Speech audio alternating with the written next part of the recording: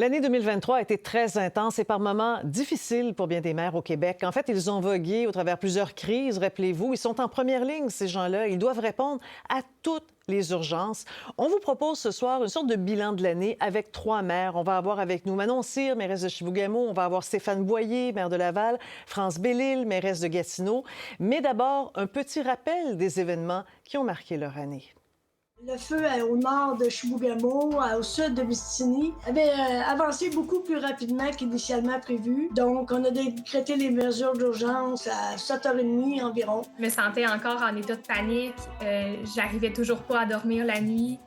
Évidemment, j'en suis déçu, mais je lui ai assuré de notre collaboration pour la suite des choses. Maintenant, on va attendre que le gouvernement vous présente ça. Il y a 3 semaines, dans le bois, qui est en train d'accoucher tout seul. C'est d'autres sans-abri, femmes, qui sont allées aider cette femme.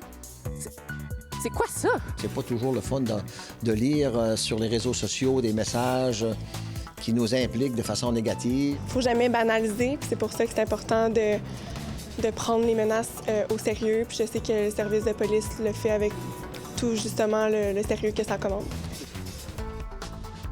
Alors, ce que vous avez entendu, c'est un petit extrait de la réalité des maires au Québec. J'en parle ce soir avec Manon Cyr, mairesse de Chibougamau, Stéphane Boyer, maire de Laval, France Bellil, mairesse de Gatineau. Merci à vous 3 d'être avec nous ce soir.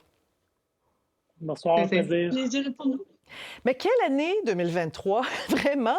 On préparait le bilan, on regardait ça, mais ils ont vraiment vogué, ces gens-là, de crise en crise. Vous êtes au front tout le temps. On vous a suivi toute l'année. À la fin de l'extrait qu'on a montré, on a mis des maires ébranlés. Parce qu'en plus de la nature, en plus des finances et de toutes ces crises-là, vous êtes l'objet souvent d'attaques. Les gens, quand ils débordent d'émotions, souvent c'est vers vous qu'ils vont se tourner. Il y a des gens, il y a des maires, mairesse de Sherbrooke, pris un congé de maladie, mairesse de Chapet, elle a démissionné. Vous, comment ça se passe? Madame Cyr, je commence avec vous. Moi, je vais être honnête avec vous, j'ai hâte de manger de la dinde à Noël. Ma mère m'a dit que c'est de la dinde farcie qu'on mangerait et j'ai hâte, je focus là-dessus. Ce soir, c'est une séance budgétaire, hein? On adopte le budget ce soir. Ça n'a pas été une année facile de ce côté-là, mais relativement, je vais bien et je dirais que mes citoyens également vont bien et apprécient leur communauté. Oui. Vous, M. Boyer, comment ça va? Comment vous arrivez à tenir le coup? La dinde de Manon m'interpelle beaucoup, mais bien honnêtement, je pense que 2023 a été une année difficile pour tout le monde, pour les villes, sur plusieurs dossiers, sur plusieurs enjeux, pour les citoyens aussi. On voit le coût de la vie qui augmente, le coût des loyers, des hypothèques qui augmentent. Je crois que 2023 n'aura pas été la plus simple, la plus facile, mais je suis un gars positif, alors je regarde vers l'avenir, je regarde vers 2024 et je me console parce qu'il y a aussi des belles choses qui se sont réalisées, même si on en parle moins souvent. Oui, Madame Bellil, dans votre cas, comment vous faites pour tenir là, quand vous êtes justement, non seulement vous donnez tout ce que vous avez, mais vous êtes victime de la mauvaise humeur des gens ou ciblés par des attaques parfois? On fait notre possible, on fait de notre mieux. Mais moi aussi, j'ai hâte aux vacances. J'ai trouvé que l'année était éprouvante, autant dans les dossiers qu'on a à gérer. Mais je vous dirais aussi que le climat au sein de nos conseils municipaux à travers le Québec n'est pas non plus toujours facile. On parle souvent des citoyens, mais même entre nous, les attaques politiques aussi, elles font mal. Puis j'ai hâte de prendre un petit repos de ça dans les prochaines semaines. Comment vous comprenez ça, justement, vous en parlez, Mme Bellil? Comment ça se fait que les gens sont durs comme ça avec vous? Je pense qu'on vit quelque chose post-pandémie, tout le monde, autant les citoyens que les gens qu'on côtoie au quotidien. Je pense qu'il y a une bonne dose de civisme qu'on a oublié, qui s'est peut-être perdu dans nos maisons durant une pandémie où on a oublié qu'on s'adressait d'abord et avant tout à des humains et que ces humains n'étaient pas protégés par un écran, mais qu'ils existaient vraiment. Et il y a il y a un glissement, à mon avis, qui se fait dans la société à l'heure actuelle et pour lequel on devrait vraiment se préoccuper. Tu sais, nous, on le vit comme politiciens, mais on peut le voir aussi dans d'autres entreprises de services, comme dans le réseau de la santé, par exemple, avec les professeurs. On entend toutes sortes d'histoires. Et je trouve que comme société, on doit vraiment se questionner sur cette forme d'intimidation, mais de violence aussi, qui est malheureusement, je trouve, trop présente. Ouais, je vais faire un tour de table, mais je vais commencer justement avec vous, puisque vous êtes dans le sujet. Comment vous faites pour vous blinder contre ça, vous, pour pas vous écrouler? Moi, je vous dirais, s'il y a une chose qui me dérange depuis que j'ai commencé la politique, c'est quand les gens me disent tu vas voir, France, tu vas devenir Téflon avec une carapace. Je refuse ça. Comment peut-on représenter des citoyens et être connecté à leurs besoins si on devient Téflon? Alors, j'accepte que parfois ça fait mal. Je trouve qu'il faut le dire. Je trouve qu'il y a une espèce d'omerta et de tabou qui entoure la politique, comme si dire que ça fait mal, ça nous rendait moins bons, moins forts, alors qu'au contraire, j'ai l'impression que les gens cherchent des politiciens qui sont aussi des humains, qui ne sont pas des cassettes. Et qui ont le goût d'être là pour les bonnes raisons. Et je tiens quand même à dire que la majorité des citoyens sont très courtois. Oui, le point de vue de notre maire masculin ce soir, M. Boyer, êtes-vous devenu Téflon? Avez-vous une armure? Comment vous vivez ça, vous? Oui, bien, en effet, je pense que c'est pas évident en ce moment parce que Mme Bellil parlait de la pandémie, mais il y a eu la crise sanitaire de la pandémie, il y a la crise de l'habitation, il y a la crise des changements climatiques, il y a la crise des finances publiques. On entend parler de la guerre en Israël, de la guerre en Ukraine. Fait que, je crois qu'on doit prendre acte du fait qu'on vit un moment dans l'histoire qui est quand même assez important. Il y a beaucoup de choses qui changent et je crois que ça met sur tout un chacun aussi une charge mentale, un stress qui est là, qui est ambiant. Et évidemment, les élus municipaux, on ne siège pas à Québec ou à Ottawa, on siège dans nos villes. L'hôtel de ville est dans le quartier souvent de bien des citoyens. On a beaucoup de conseillers municipaux aussi pour qui c'est difficile. Donc, on se fait interpeller à l'épicerie, on se fait interpeller en prenant des marches le soir dans le quartier. Mais pour moi, personnellement, je me dis, d'une part, j'essaie d'éviter les réseaux sociaux, c'est-à-dire que j'ai quelqu'un qui m'aide avec les réseaux sociaux et je ne lis pas tant que ça les commentaires. J'essaie de m'abreuver de l'opinion des citoyens beaucoup plus au contact en personne, dans les événements, au porte-à-porte. Les gens, en général, vont être plus courtois, plus respectueux. Et l'autre chose aussi, j'essaie de toujours me raccrocher aussi au bien fondé des décisions, c'est-à-dire qu'on ne peut jamais plaire à 100% des gens. Quand on prend une décision, c'est sûr qu'il y a des gens qui auraient préféré une alternative, mais j'essaie de prendre la meilleure pour mes citoyens avec l'information que j'ai. Et je me dis, écoute, Stéphane, c'est la meilleure décision que tu as pu prendre en suivant ton cœur, en ayant l'information que tu avais à ce moment-là. Et j'essaie de bien dormir sur mes oreilles le soir venu en me disant, je crois prendre le meilleur chemin. Mais oui, parce que souvent, ceux qui ne dorment plus, la mairesse de Chapais, c'était ce qu'elle disait. À un moment donné, ils laissent tomber. Ils sont épuisés. Vous, Mme Cyr, quand on parle de proximité avec les citoyens, vous en êtes un exemple. Et vous avez vécu la crise des crises avec les feux de forêt. C'était épeurant, c'était difficile. Vous deviez vous garder le cap sans arrêt, être une vraie leader positive. Vous deviez rassurer les gens. Vous avez dû en calmer probablement aussi, parce que c'est pas tout le monde qui vit bien avec un grand stress comme ça. Bien, c'est clair, mais en même temps, je pense que les gens apprécient et savent pourquoi on fait le travail qu'on fait. Moi, des fois, je dis à Stéphane ou à France ou à d'autres maires autour du CA de l'UMQ, je suis heureuse, moi, de vivre à Chibougamau parce que je suis dans une petite communauté. Moi, quand je commence à prendre des blues, je me dis, j'ai tant de niaiseries à dire par jour, je me change les idées avec la famille, mais je prends des bains de foule avec mes citoyens. Je vais à l'épicerie, puis c'est moi qui fais les commissions pour être sûr que je les croise, parce que les réseaux sociaux, c'est une partie de la population, mais c'est pas l'ensemble. Puis je suis d'accord, puis je sais que France le sait aussi, les gens, de façon générale, dans l'ensemble, sont heureux de nos décisions. Et on ne peut pas satisfaire à tout le monde, ça c'est clair. Mais moi, je suis heureuse un peu de la manière aussi que mes citoyens ont fait ça cet été par rapport au feu. Maintenant, là, l'objectif, c'est que le temps des fêtes s'en vient et on est ailleurs. Et on a d'autres défis qui nous attendent pour 2024. Oui. Et moi, je suis toujours heureuse d'être la mairesse de la ville de Chibougamau et de travailler aux défis qui nous attendent des prochains Ben, mois. des parlons-en prochaines des années. défis, parce que là, vous avez vécu le feu. Il me semble qu'en termes de défis, vous avez été servi là, en 2023.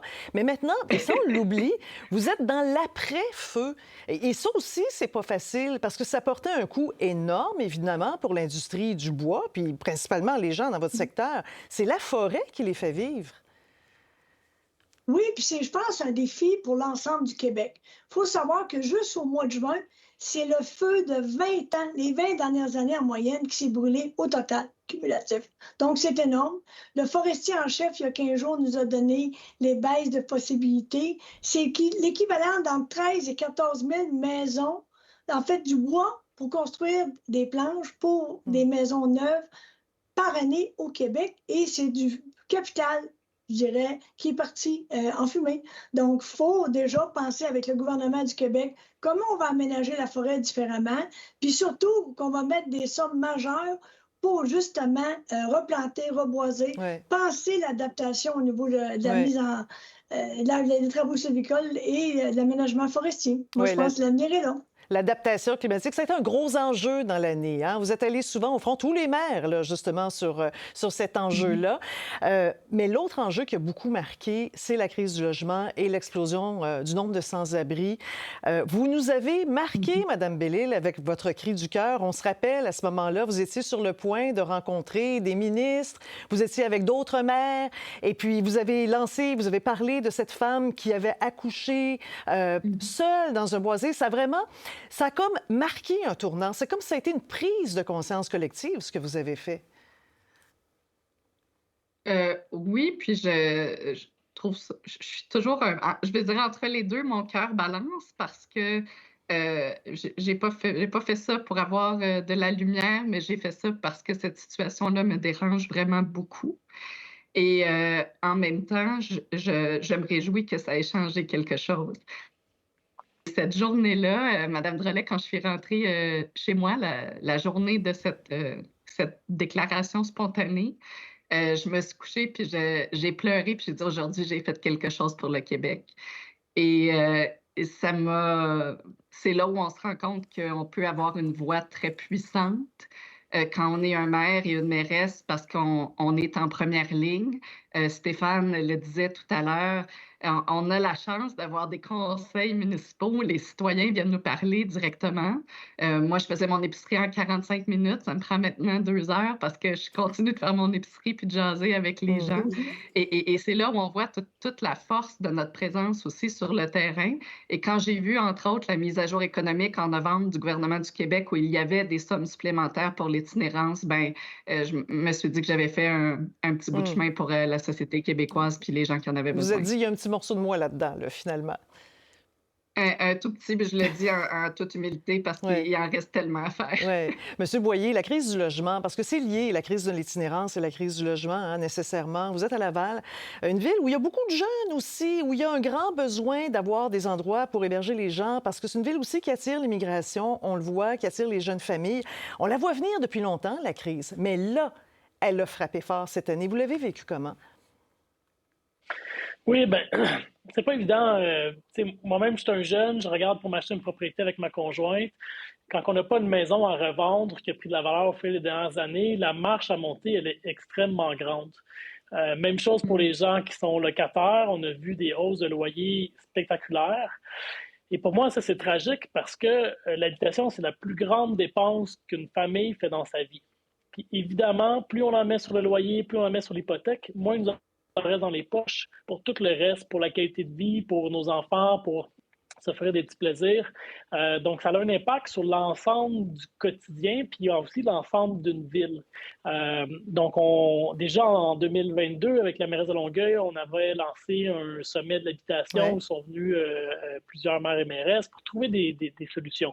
Évidemment, les villes, on peut pas régler à nous seuls la crise de l'habitation, mais on se dit que tout le monde doit y mettre de son sien parce que pour trouver des pistes de solutions, ben c'est les salaires, c'est des coûts de la main-d'œuvre, du financement, le coût des terrains, aussi la lenteur administrative, la lenteur des permis des municipalités.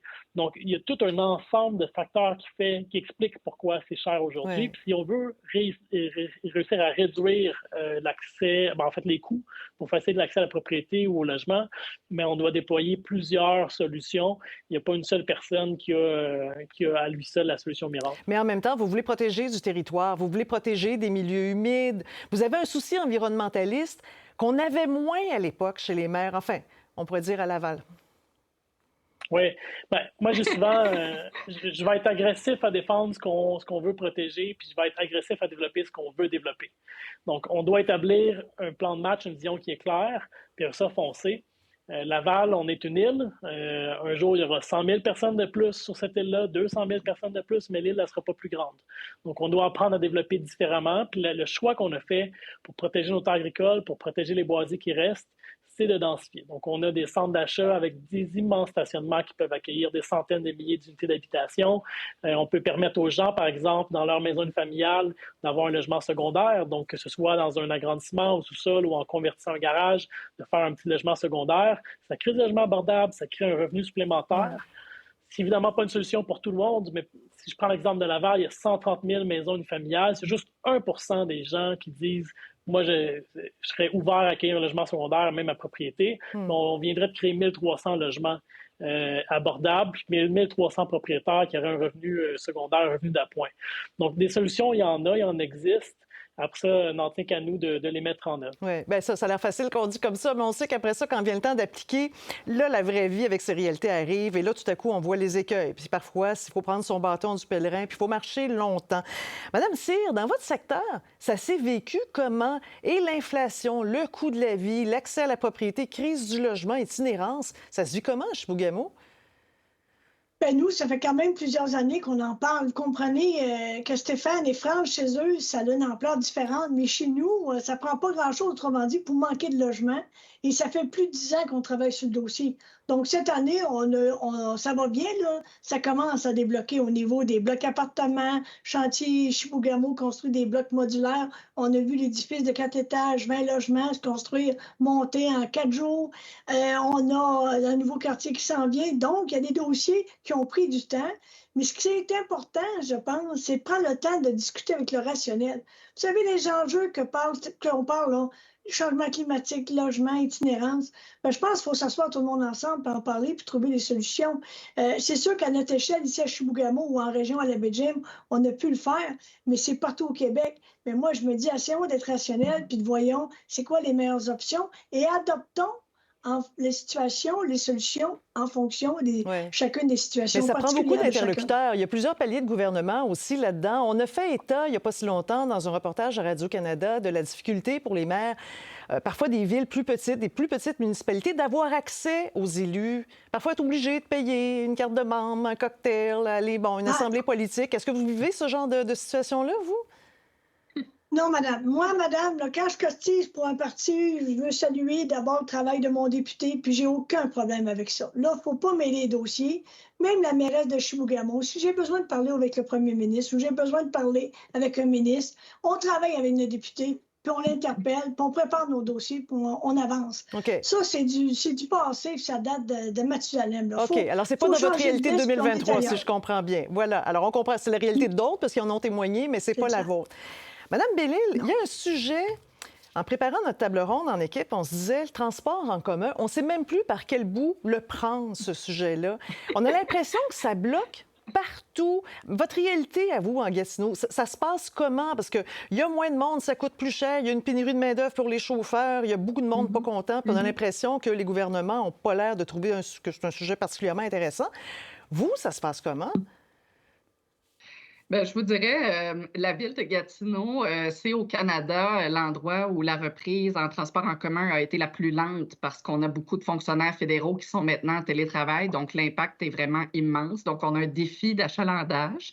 On était heureux d'entendre la ministre qui est arrivée pour donner un petit coup de pouce. Ça nous donne de l'air parce que vous savez que les villes viennent éponger les déficits des sociétés de transport. Là, Stéphane et moi, on a eu des discussions aussi là-dessus au cours des dernières semaines. À Gatineau, il y a un projet de tramway également pour lequel on attend des réponses du gouvernement pour des études. Mais je vous dirais que, et je l'ai répété très souvent dans les dernières semaines, je trouve qu'il y a un très grand chantier du transport à faire à la grandeur du Québec. C'est-à-dire que ce qu'on voit en ce moment, c'est des projets de transport qui poussent un peu partout dans nos villes à coût de milliards de dollars. Ne devrait-on pas faire comme on l'a fait dans les années 60-70 quand on a construit le Québec et ses grandes infrastructures, je pense entre autres au barrage d'Hydro-Québec, se dire qu'il faut y penser et qu'il faut se développer une vision beaucoup plus arrimée à la grandeur du territoire que ce qu'on voit en ce moment. C'est ma lecture, en fait. Bon, alors on comprend vraiment, il faut que ça rentre à l'avant-plan, il faut que ça devienne une priorité aussi. Il faut que ça devienne une priorité et il faut être conscient qu'on a besoin aussi d'un leadership. Si on veut diminuer nos GES, il n'y a pas une ville seule qui peut faire sa part et la voisine ne pas le faire. Alors, dans cette perspective-là, comment au Québec, on va se développer une vision qui va nous amener vers une diminution des gaz à effet de serre? Et ça, on peut pas le faire seul et en silo. Alors, je vous dirais, comme bien des grandes villes, on a un défi, mais contrairement à Montréal, on a beaucoup moins de citoyens pour le payer, le transport. Et à la question, ça vaut combien un transport collectif pour soutenir les citoyens, mais diminuer les GES, ce serait intéressant que le gouvernement du Québec nous fournisse une réponse un peu plus claire. Alors, vous venez de mettre la balle dans leur camp. On l'a bien compris, Mme Bellil. Il me reste moins de 30 secondes. Moi, je voudrais juste savoir, on vous souhaite quoi pour 2024? Petit tour de table. Mme Cyr, on vous souhaite quoi? Écoutez, on va y aller à court terme, manger de la dinde à Noël, on va y arriver. Puis après ça, on verra en 2024 les dossiers, on va les prendre un jour à la fois. Et Monsieur surtout, Boyer, je vous dirais la santé. Puis de la santé, bien c'est sûr, mais je comprends que vous avez besoin d'un repos pour Noël. On l'a bien saisi avec la dinde. Je rajouterai un petit verre de vin pour vous. Monsieur Boyer? Moi, j'ai envie de dire une meilleure collaboration. Hein. Des fois, on l'a vu sur plein de dossiers, habitation, transport, finances publiques. Les villes demandent plus d'argent. Québec dit aux villes, commencez par mieux vous gérer. Je pense qu'il faut sortir de cette dynamique de confrontation-là, sinon on n'avancera pas. Donc, moins de confrontation, plus de collaboration. Il me reste 5 secondes, Mme Bellil. On vous souhaite quoi? La solidarité. Solidarité, c'est un beau mot pour conclure. Merci beaucoup. Bonne fin d'année 2023. Bonne dinde, Mme Cyr. À bientôt. Au revoir. Merci. Bonne fin de fête à tous. Pour voir nos émissions en entier, rendez-vous sur la chaîne Ici RDI.